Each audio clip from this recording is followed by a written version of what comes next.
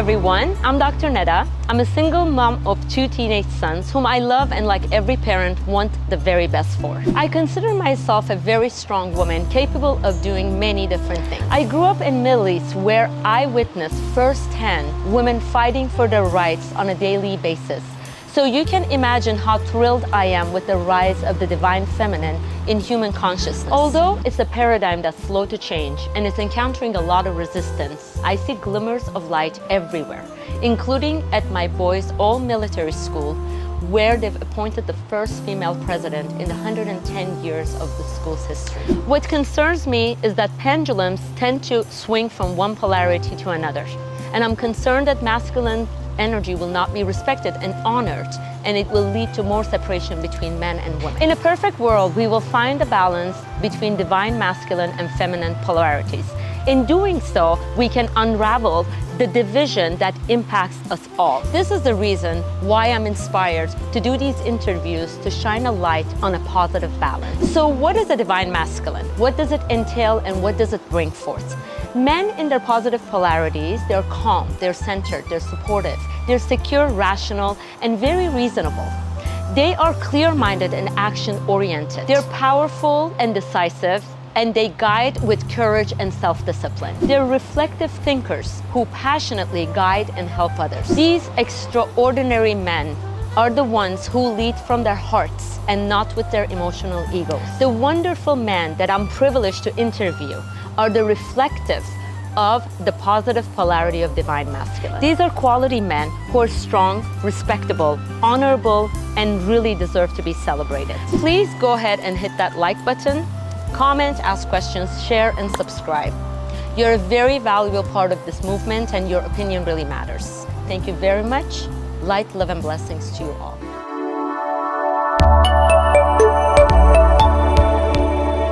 Hello everyone, I'm Dr. Neda, and today I'm honored and privileged to have Sir Kaya, my one and only coach, here with me to be interviewed. Welcome to the show, Sir Kaya. I am so excited, Dr. Neda. Wow. Thank you for being here. He is just incredible, a perfect example of a divine masculine that I look up to. He has coached me. We are here actually today doing this show because of him. I personally got coached through him to find out what my life purpose is. Sometimes we're at some point in our lives that we don't know where to go. We want to change directions and we need help. We all need help. We're here to help each other. And just running into this amazing human being changed my life. And that's why we're here. So welcome. I cannot talk enough about you. You're just amazing. And everything you do for everyone around you is incredible. And I just want to mention, you have 2 sons. I have 2 sons. I'm a single mom raising 2 boys. And I really want good men, good examples of men for the new generations of masculine. We all have feminine and masculine within us. But like men like you make me hopeful, and I know there's good men out there and good examples, and that's why I was inspired to do this, so that people around the world and everywhere can see that we need to honor and respect men. So welcome, and now we're going to be talking to the man who leads with his heart. So please tell me, what does that mean to lead from your heart and not from your ego, emotional ego, as a man? You know, that is a huge, huge topic, and I so graciously receive the beautiful words that you've shared about me. And I would start by saying that it's a challenge. It's difficult because we come into this world, these spiritual beings living in a human body. We go through this life experience. We go through the trials and tribulations. There's statistics that show a lot of kids get abused through one way, shape, or form, whether it's physical, emotional, mental, or sexual abuse, and we go through trauma, hardships, and so we armor up. And this goes for men and women. We armor up. We put on that suit of armor so that we can protect ourselves and not be hurt. And then we carry that armor, or we call it the mask, this false pretense of who we are. And we go through life. That was my story. You know, my dad was a workaholic, was always gone. My mom, God bless her, felt neglected. So, and she was resentful that he wasn't there for her. And so she did what some people do. She relied on alcohol to numb her emotions. And over years, she became an alcoholic. So as kids, I have an older brother, Pars, older sister, Demet, and myself. As kids, we were kind of in this dysfunctional situation as kids, even though my dad was successful in his own right and was a good provider. All the other things that you need for child development were not there. And so I know many people have experienced this. But you're an inspiration. How did you turn your life around? And that's what this is. It's really how to get back to the heart. And you know, I truly believe that each person has a curriculum. You and I have talked about the Course in Miracles a lot. And it's just a book. It's been endorsed by Oprah Winfrey, Richard Branson, actually no, Oprah Winfrey, Wayne Dyer, Marianne Williamson, Deepak Chopra, and Eckhart Tolle. And it basically says we're all in a curriculum. Right? We go through a life experience and we're in a curriculum to get us back to remembering who we are. So for me, becoming a member again of my truth was coming back to my heart. Taking all that suit of armor off and showing my heart. And I was not, me personally, able to do that without God. And so for some people, it's not about God. It could be about the universe. It could be about source, love, or infinite intelligence. Or some people might say it's Jesus or Buddha or Allah. Whatever a person's higher power is, even if they don't even believe in a higher power, they believe in their future self. There's a person that I can recognize 20 years from now who's older, who's wiser, who's more in touch with wisdom. Maybe it's that person that I'm referring to as my higher self. And so one day I started feeling this pinching pain in my chest, and I found myself, I had a shortness of breath. I went to Loma Linda Hospital. They did all the tests, and they said, "You're saying you feel a pinching, like pinching right here?" They did the ultrasound, they did the EKG, they did a bunch of stuff. They said, "We haven't found any reason why there would be any pinching. Unfortunately, we think that you have anxiety." And I'm thinking to myself, these guys do not even know what they're talking about. I coach people on anxiety and depression, and that's not my problem. I feel this real sensation. And so they were saying they're going to recommend me to a psychologist for anxiety. And they said, "You're going to go home. There was one more test, the CT scan, but we already know the ultrasound would have showed something. We just did an ultrasound there. So CT scan's not going to show anything different. So just get ready to leave and we'll recommend you to a psychologist." The person comes in 10 minutes later and their face is just different. And they said, "We have good news and bad news. Which one do you want first?" I'm just confused. So they said, "The good news is that you don't need to go to see a psychologist. The bad news is you cannot leave the hospital. You need to have open heart surgery, and we need to do this in the next 24 hours. So I was literally stunned, in shock. And a few days later, well, not a few days, within 48 hours, I had Dr. Robin Cohen. God bless Dr. Robin Cohen. He's going to be featured in my book. By the way, I have a book coming out called Resurrected. Yes, I can't wait. And you're going to be in the book. Dr. Robin Cohen's going to be in the book. And they performed open heart surgery. So basically what I had is an ascending aortic aneurysm, which is exactly how Albert Einstein died, Lucille Ball, and John Ritter. It's the silent killer. It's the artery above. So you have your heart, right? You have your aorta below, yes, and above the. I'm speaking to, yes, anybody that's watching. I know you're a doctor, so you know this. The ascending aorta is right above the heart, so it had dilated to 5.5 centimeters. Once it gets 5.5 centimeters, you're at the median at 6 centimeters when it ruptures, and people die within seconds. So I had to have open heart surgery, and how I look at it today is like a Mayan thing, you know, because they had to cut.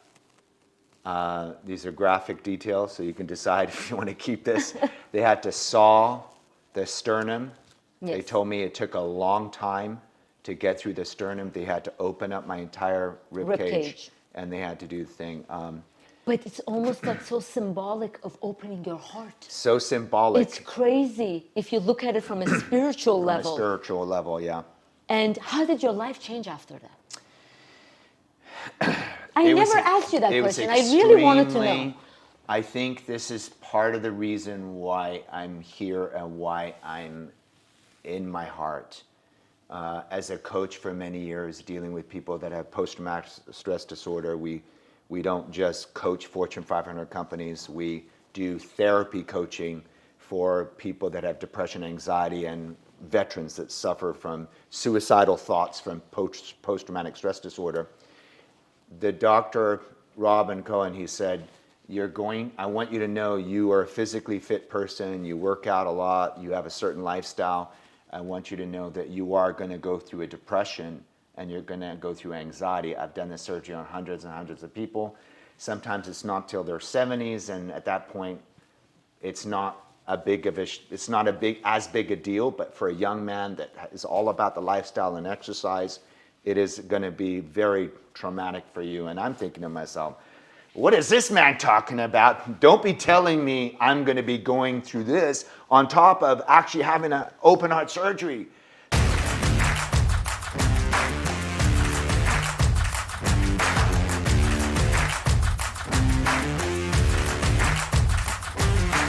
Sir Kaya Redford is the creator of top producing Faster to Your Wealth and Freedom.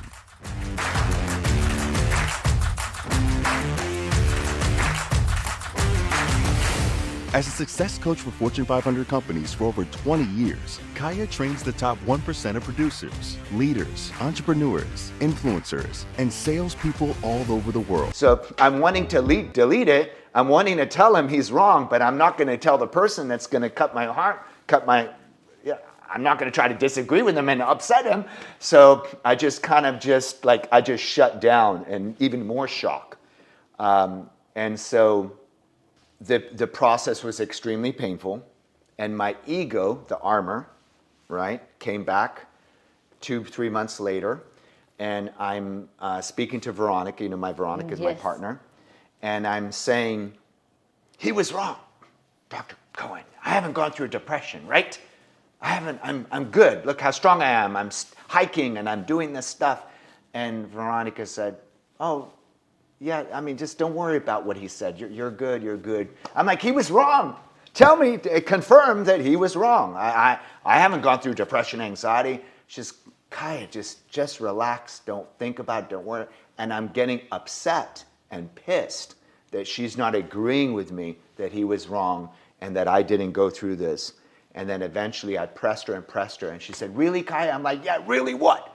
She says, there hasn't been a single day that you haven't cried in the last 90 days. You have cried every single day. So you really were going through depression. I went through a depression, I went through anxiety, and I had no clue that I was in a complete. And so what this does, having come out on the other side, I am so blessed that I went through this health scare, that I went through open heart surgery. I'm so blessed because it has completely changed my life. And now the compassion, right? Yes. The right? Yes. Awakening people, getting people to their hearts. It's now I have a level of compassion and understanding for human suffering that I never knew before. And so that now I just want to help people. Having come on the other side, I went into the underworld. I went and met the, whatever you call it, the dragons. I slayed the dragons. I had to deal with my own frailty. I had to realize that as much value as I've placed on how I look or how strong I am, I'm even not a body. As bad as my mindset was, I'm not even a mind. I'm a light. I'm a spirit. I'm a spirit first, living a human experience. My physical body be going through things, but that's not who I am. I'm something more. I'm something different. And finding that light, that hope, that higher self, bringing that into my life, and now my life is completely transformed, and people say you look 10 years younger, and I hardly drink alcohol. I make decisions, physical, diet, nutrition, meditation. I do all of the practices. I do all the, we call them habits, or we call them rituals. I do everything to position myself on a daily basis to be tapping into my highest self, the universe self, and to be that expression of love and light, and to have so much. Oprah Winfrey talked about it. She says some people were big fans of hers in the early days, and then she became a billionaire, and they said, oh, you're so full of yourself, Oprah Winfrey. You think you're better than everybody. I don't like you anymore. She says, so full of myself. Wow, what a compliment. I want to be so full of myself, like I am a battery. I don't want to be this depleted battery. I want to be so full of myself like a battery that I'm overflowing with energy, that I have even more to give to even more people. And so this new lifestyle of filling myself, taking care of myself, self-care, and teaching people how to do that. A guy just came up to me. We're doing an event called Best You Expo at the LA Convention Center. There will be about 9,000 people there. A guy came up to me and said, my wife, who's not here at the moment, wished I looked like you. And I'm like, oh, okay. So it's random. You get a man come up to you say that. And then we started taking pictures together, and next thing you know, I'm actually guiding him through a health and fitness breakthrough so that he can lose 54 pounds and that he can be the best version of himself. So I wanted to actually ask you if, a lot of us, all of us, we go through some dramatic things in our lives to change. How would you, for men, and then I'm going to ask for women, of course, but for young men or any other men, I mean, you had an open heart surgery to change, but how could you, what is an advice that you can give to men out there who want to make the change, like little steps? Of course, they can call you, get coached by you. That's the best thing they could do. But what are the little steps that young men, people who are looking up to you, or even older men like this guy who came up to you, what would you suggest? Where can they start so that they can make a difference and they can feel better about themselves? I think when men, women, mainly I'm going to concentrate on men, that when they feel insecure, that's when they tap into their negative masculine polarity. That's when they become a little aggressive. They have to prove themselves. But a man who's centered and calm and they have self-discipline, they're always like, you can rely on them. You can spot them from miles away. What is the advice for men? I believe the 100% the most powerful and most simple advice, and we hear it, and you've heard it a million times, is the meditation. And if a person is spiritual, we can call it prayer. If they're not spiritual, it could be just connecting to my higher self. It's every single day stepping out of me as the identity of having this human experience and reacting to everything, and identifying to the house I live in, the car I drive, all these things, these material things that we identify with that really don't feed the soul, has us disconnected from who we really are. And so if there would just be one thing, I would say the Course in Miracles basically says it's a Course in Miracles, not the. There is no, it doesn't claim to be the curriculum for everybody. So whatever that curriculum is, it could be a speaker, it could be a coach, it could be a book, it could be the Quran, it could be the Bible, it could be whatever book or a teacher or a speaker that can get you connected to your higher self on a daily basis. And you can also do that with meditation. What I believe is that will connect us to our superpower. For me, another way of saying that, all of those is the heart. Yes. Connecting to your heart. So I say to myself every single day, I have a mind, I have a body, but I'm not my mind. I'm not my body, then what am I? I'm a light. Or since I'm part of the universal light that is in all of us, it's in you, it's in me, it's in every plant, tree, animal.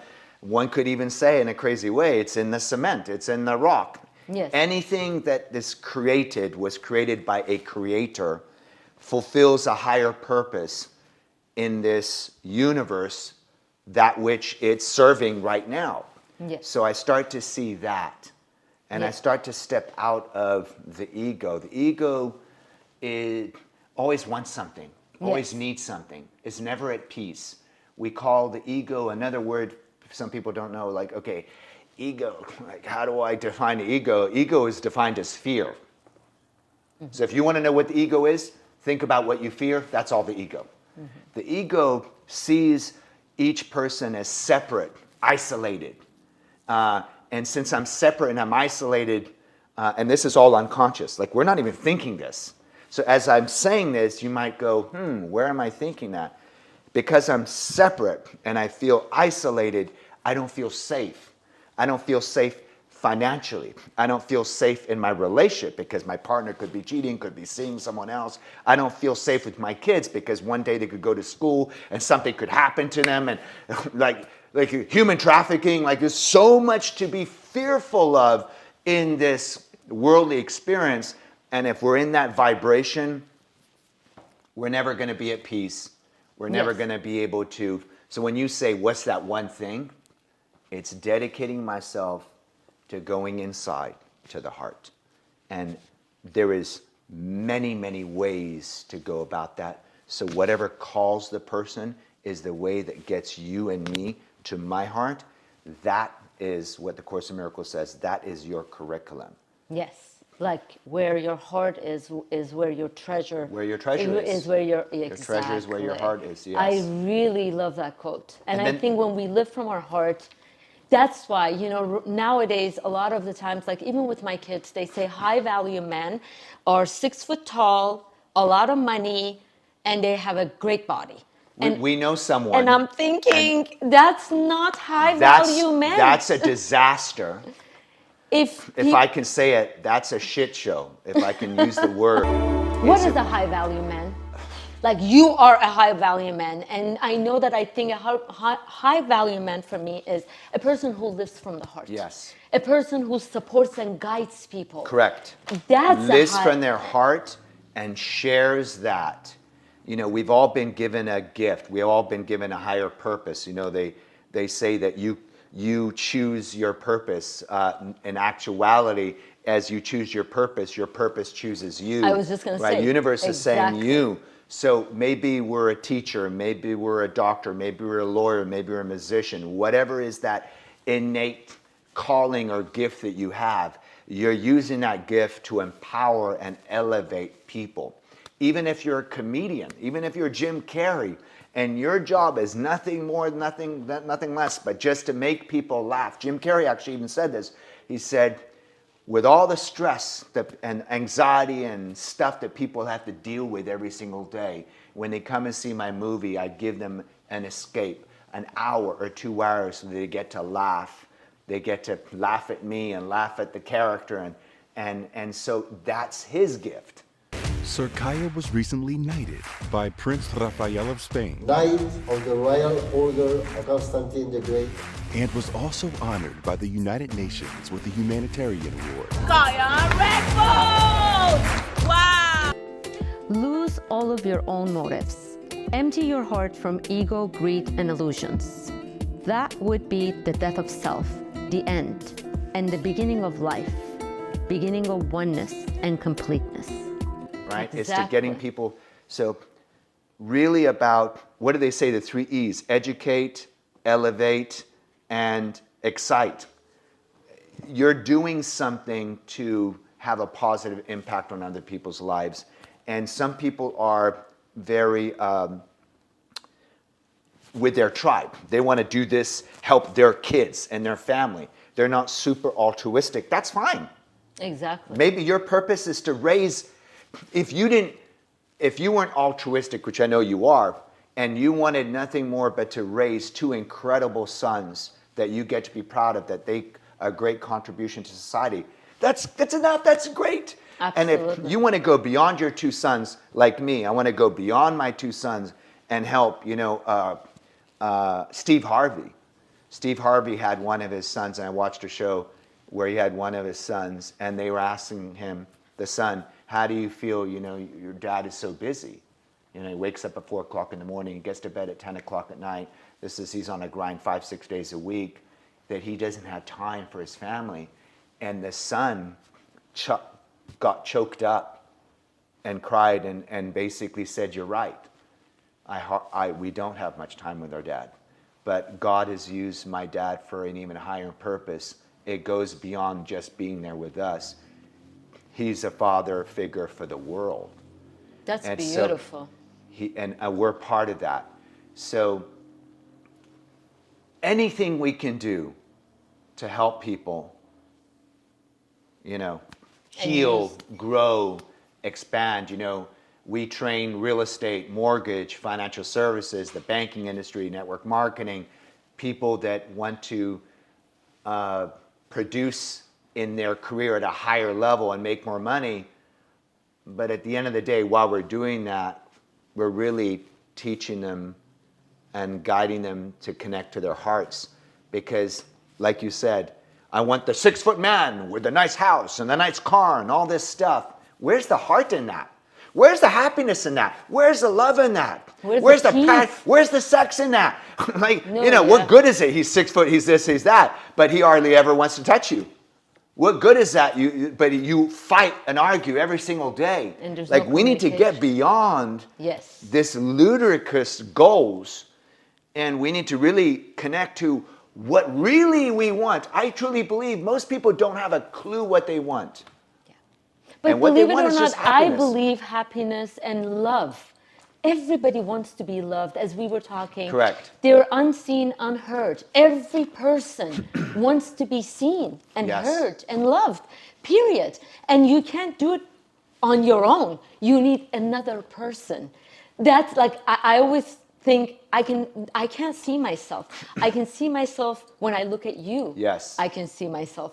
But if there's no mirror in front of me, I cannot see myself. Another great thing, and I just love this, Mel Robbins. She's an author. Yes, She's I written love 5 her. Second She's Rule. on my Instagram. I saw a video of her recently, and she said, are you jealous? I'm like, wow. She says, jealousy. People think it's this, oh, I'm embarrassed to admit that I'm jealous of this. She says, and I'm paraphrasing the message. Jealousy is actually you coveting and wanting something that someone else has.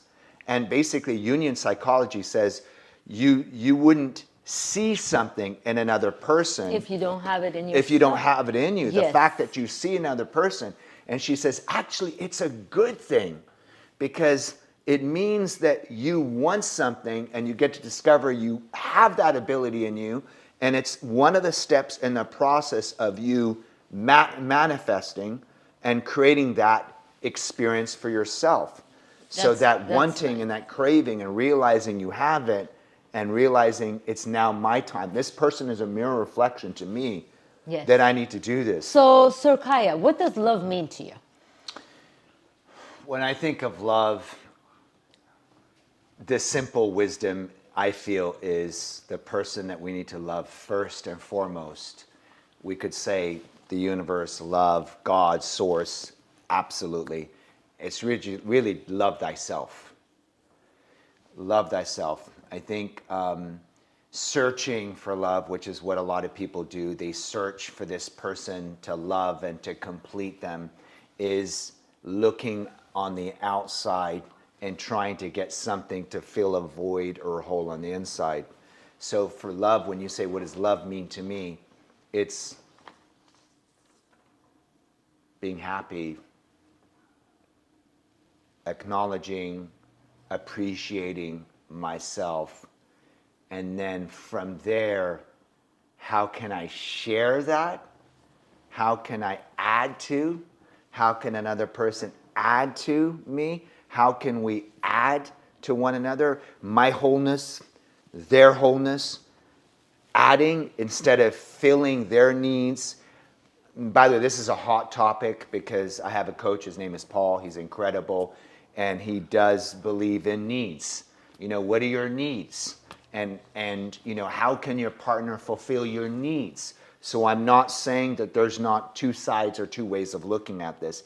For me, I don't respond as much to it's your job to fulfill my needs or my job to fulfill your needs. I see it more as how can I add?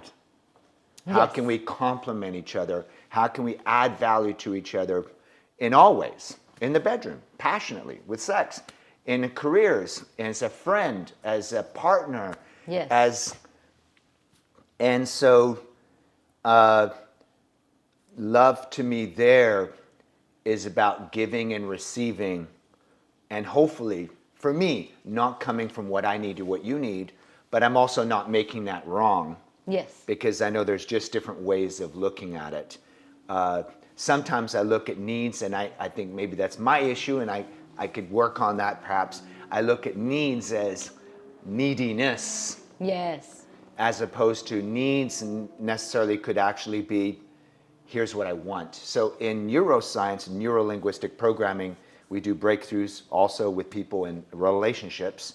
And what we're trying to do is replacing needs or neediness with want. Exactly. I want this. Yes. I don't need you. I want you. Yes. Right? And for me, a long time possible. ago, what I did was I was making a list of the qualities I want in a guy, and I actually became all of them myself to become a complete person. Yes. Because then I felt like then I can attract the person. Okay, of course, I'm never going to be a male. Of course, it's polarities. Well, but at the same time, we can become whole.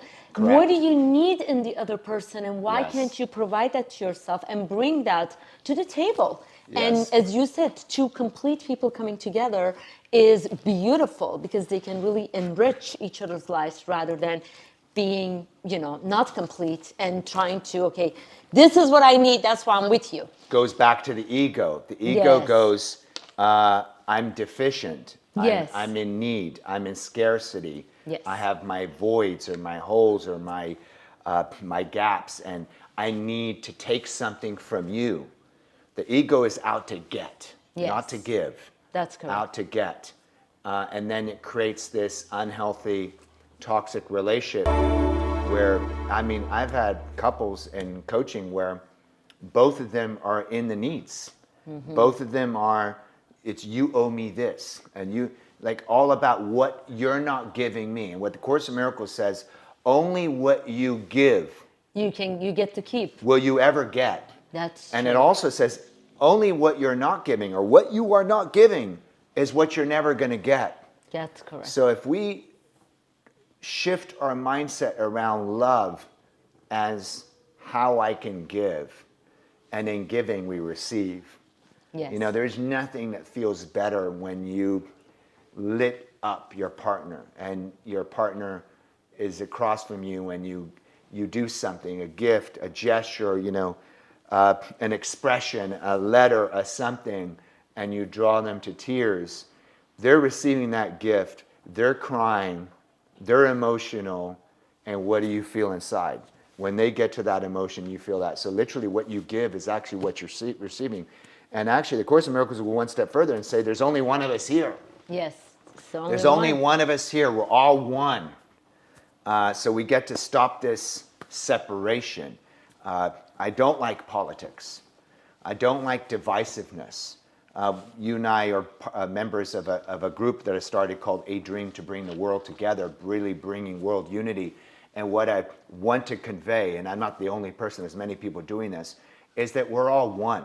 You talk about Ubuntu. Yes. Right? You mentioned to me Ubuntu last night, and it's this story of the psychologists and researchers were going to Africa, and they approached a village where these kids are starving, malnutritioned, and they brought some food, and they thought, oh, well, this will be a fun little game. Let's do a little race. The kids could race, and, the winner would get some extra little special food or something. And then as they got these kids to take this race in Africa, all the kids lined up, held each other's hands, Yes. and they walked across the line. And the researchers were dumbfounded. They're probably thinking, why don't we do this in America? Why don't we do this in every country in the world? And then when they asked these young little kids, how, to be that wise at so young, what made you think of that? What made you decide to do that? And the kids said, what good is it me winning the award and my brother or my sister is hungry? Exactly. And they said, I am because we are. And so, again, this is getting back to what we talked about in the beginning, the heart. We do need the mind, not the ego. We do need the mind. And that's for another topic. I was so glad to see Carlos when he came to see us because he had sharp shooting pain on the right side of his body and it would switch over to his left side. He had sciatica, numbness in both feet. He also had very bad low back pain and knee pain. So the other doctors suggested that he needs to lose weight to relieve the pressure off his joints. But because of his weight, he had no energy to go to the gym, exercise, or even walk around the block. The good news is, after 8 months on our all-natural, fat-loss, easy-to-use products with no dietary restrictions, he was able to lose a whole human. He lost 158 pounds. He basically became a whole brand new person. He looks amazing, he has very high energy, all his aches and pains are significantly reduced, where he almost doesn't feel them anymore. He's going to the gym, playing basketball, and he's going out and meeting new people. We're so pleased that our products changed his whole entire life. Talking about in each person, each man, the man has a physical body, but what Jungian psychology, Carl Jung, Swiss psychologist, psychoanalyst, discovered or came up with a postulation, him and his work with Sigmund Freud, shared that the masculine body has also a feminine soul. And the feminine body also has a masculine soul. So it's another topic. Getting to the other side. There's the rational mind. We need that. Absolutely. We also need the emotional side. And to the degree that we're connected both, but not imbalanced in one or the other, we are the full expression of what you've been talking about, which is you want to acknowledge men and women for being Absolutely. all of it, centered, powerful, vulnerable, heart-centered, and all these things. It's connecting to both aspects. So then when you talk about people in love and getting in a relationship, that's why I said the very first thing you need to do is love yourself, because the person that you're looking for could be a displaced desire to connect to your opposite. So the man that is looking for a woman in his life, it could be that he needs to connect to his, what Carl Jung talked about, the anima, his feminine soul. And now he can be a masculine man connected to his feminine soul, and now he can be a whole being that can enter into a relationship with a woman who's also her feminine body connected to her masculine soul, called the animus. And now you have two whole beings coming together. They're not there to get. They're there to add and enrich. And so you asked, what's another thing that we need to do? We need to heal. A lot of people are disconnected from the other polarity. They have woundedness, or like I talked about in the beginning of this interview, through the trauma of my childhood and all that, having the armor, not being able to be open-hearted, not because I'm a bad person or I don't love anybody, but because I was wounded. Absolutely. Right? My mentor, I'm a miracle-minded coach, as you know, through the Course of Miracles, and also personally trained and certified by Marianne Williamson. She says, this wounded self person is meeting this wounded self, and it's a shit show. I mean, she doesn't use the word shit show, but I do. It's just this disaster meets disaster, because both sides are wounded. Yes. So we heal, and we no longer bring our woundedness, right, And I'm going to be honest, there was a time and a few years back that I wasn't proud.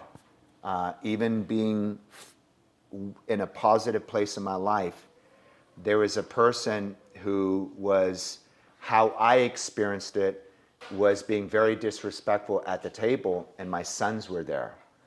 And I know that he has another side of it, so there's two sides of every story.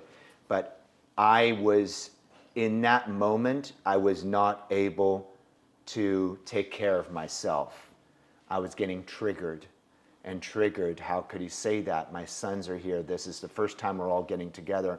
I got triggered and I got triggered. And my coach, Paul, because all coaches have great coaches. Every CEO, every president of the United States of America has advisors and coaches. If you don't have 5 coaches in your life, or at least 3 or 2 or 1, good luck doing anything, because a coach is able to see things that you can't see. We're all in a bubble, right? And we have, like you're driving a car, we have our blind spots. Yes. And it's our blind spots where we get triggered. We've talked about triggers. Yes. Where we get triggered and we react, where we sabotage those relationships. We end up hurting people. Hurt people end up hurting other people. So healing that and bringing our best self to a relationship, and it is all really the same thing, is we must heal, right? People ask, well, how do you create your future by design? Union psychology has a very wise idea on that. I ask people in my seminars, how do you create your future? How did I create my future? Do you create it here in the now? You create your future? Do you go out in the future, create your future? Or do you go to the past? Is it now, future, or past? Answer that question. How do you create your future? That's is it a in the great now? question. That's is it in the future? Or is it in the past? Well, no one ever says the past. That doesn't even make any sense. Why would you create your future in the past? That doesn't even make any sense. We create your now and future in the now, they say. Some people may say in the future. Union psychology, Carl Jung, the Swiss psychologist I shared with you, most people know about him. He says the only way you can create your future by design is you actually have to heal your past. You have to go into the past and heal the past. He says because you have patterns of behaviors that started in the past, and your triggers, your woundedness, and you basically carry those, Course in Miracles calls them monsters, dark shadows of your past, and you take that unwoundedness and those issues and those trust issues and those fear issues, and you project those into the now, creating a future that looks identical as the pain in the past. So the only way to create your future by design is actually going to the past, healing and letting go, and creating a moment where you are now able to be in the present moment, which is why everybody should watch Kung Fu Panda. Kung Fu Panda, it says, the past is a mystery, the future is a mystery. The past is history. The only time is now. And it's a gift. That's why we call it the present moment. We're able to heal the past. We're able not to live in the future in the worry and doom and anxiety of the future. We're able to detach from both of these and able to get into the now. Then that's when the miracle happens. Yes. Right. Absolutely. And the Course talks about God's time, or the universe's time, intersects with mankind's time at a specific moment called the now, the present moment. That's beautiful. Well, as you always do with me, or did with me with our coaching sessions, what are the 3 takeaways we can ask the audience from? So I would say this, that you know, first I want to so appreciate you, Dr. Neda, for the universe choosing you, and for you answering the call. Well, thank you. Changing people's lives. I mean, the universe called, and the universe brought you. The universe did so much work for me to be sitting here. You really. So, thank you. Really, thank you. Most people know of the most famous artists, as I think of what you just shared. The most famous artist, sculptor of all time, Michelangelo. Yes. And Michelangelo was asked, how do you create such perfect pieces of art? The statue of David, the statue of Moses, the paintings on the 16th chapel. And he says, I go to a quarry. He says, in that moment, the universe, source, God, inspires this image of this sculpture in this block of marble. He says, I take this block of marble back to my workplace. I take a chisel and a hammer, and I start to chip away and remove all the excess marble, leaving nothing but your truth. Yes. And he said to the interviewer, he says, I look at life, I look at everything this way. He says, the perfect you, the unstoppable you, the powerful you, the you that is the one that is going to have the impact, that's going to change the world, is in you. It's always been in you. It was in you before you were born. And all we get to do is remove the stuff that doesn't serve. To increase your production and help you make more money, not just commission to commission, but actually creating your wealth and freedom faster.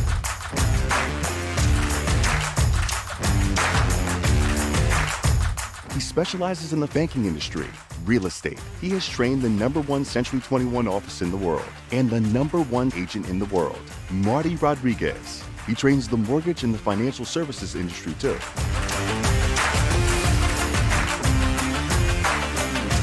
Kaya trains the top teams in WFG, New York Life, and PHP, as well as several network marketing companies.